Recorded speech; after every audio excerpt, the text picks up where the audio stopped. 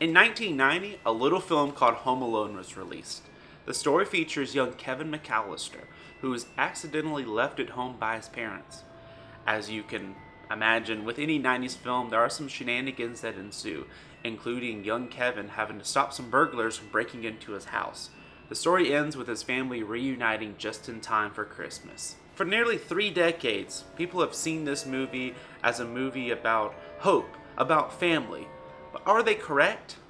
No, they are not. And I'm here today to share with you the real truth of Home Alone. First off, let's take a look at the neighbors. Whenever Kevin's family calls to try to get help, they can't reach any of the neighborhood. We learn that some of these people have left to go out of town. But what about the others? Am I supposed to assume that a whole neighborhood have all left? I will not assume this, because it is not true. This means that half the people have left because they couldn't stay at home because they're too wrapped up in all of the commercial and the physical stuff of Christmas. And then the other half just doesn't care. Think about that. They're sitting at their home getting a message saying, our son is at the house all alone.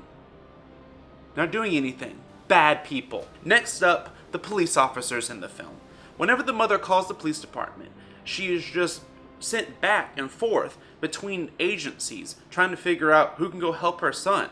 And then when they finally send a cop there, all we see is the cop knock on the door and go, well, guess everything's fine.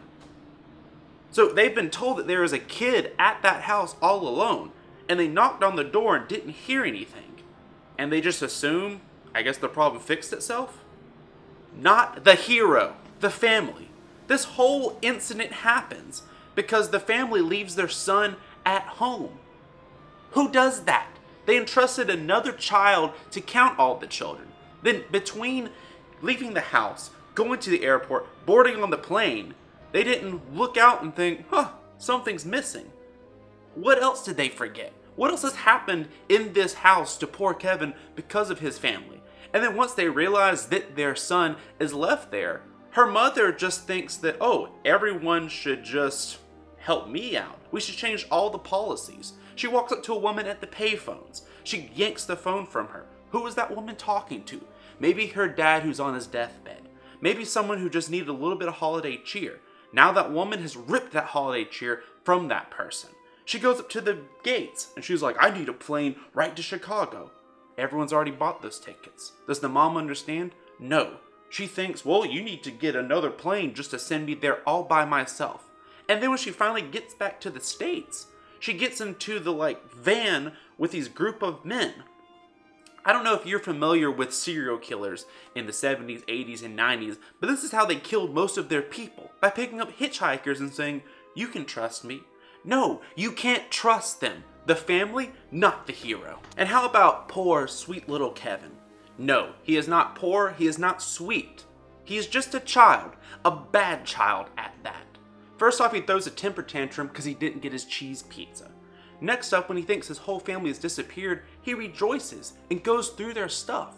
What kind of psychopath does that?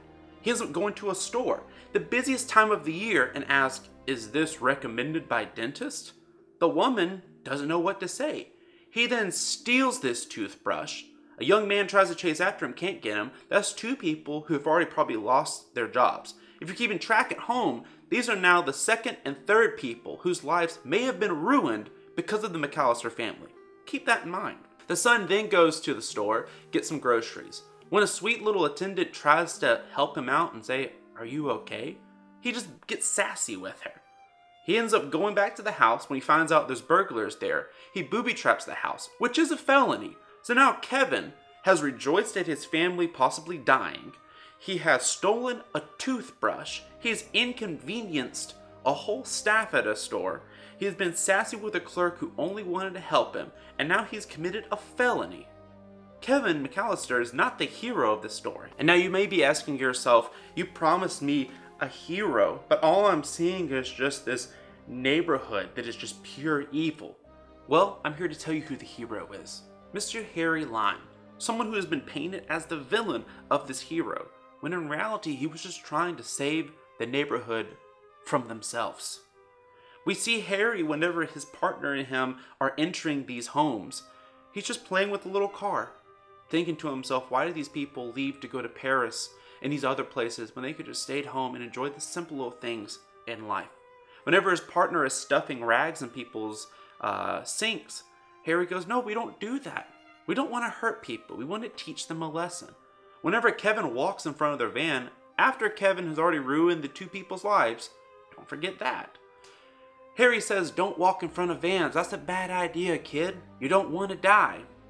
And finally, whenever he finally gets his hands on Kevin and threatens him, this is because Kevin has already committed his felony by booby-trapping his house and tried to both kill both these people after Kevin has already been horrible to his family, after he has already judged this old man, after he's been sassy to a clerk. Harry knows how bad this family is, and he's just trying to save everyone from this kid, this psychopath. And at the end of the movie, I cannot bring myself to see him as the villain. No, he is the shining light in this film. In any other Christmas movie, he would be the hero because he is trying to save a kid's life.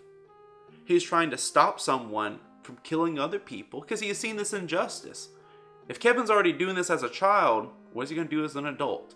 And finally, he says that he's not trying to hurt people. He's trying to remind them that Christmas is about family. It's not about these giant trips. It's about being at home with your family. And that is why Harry Lime is the true hero of Home Alone.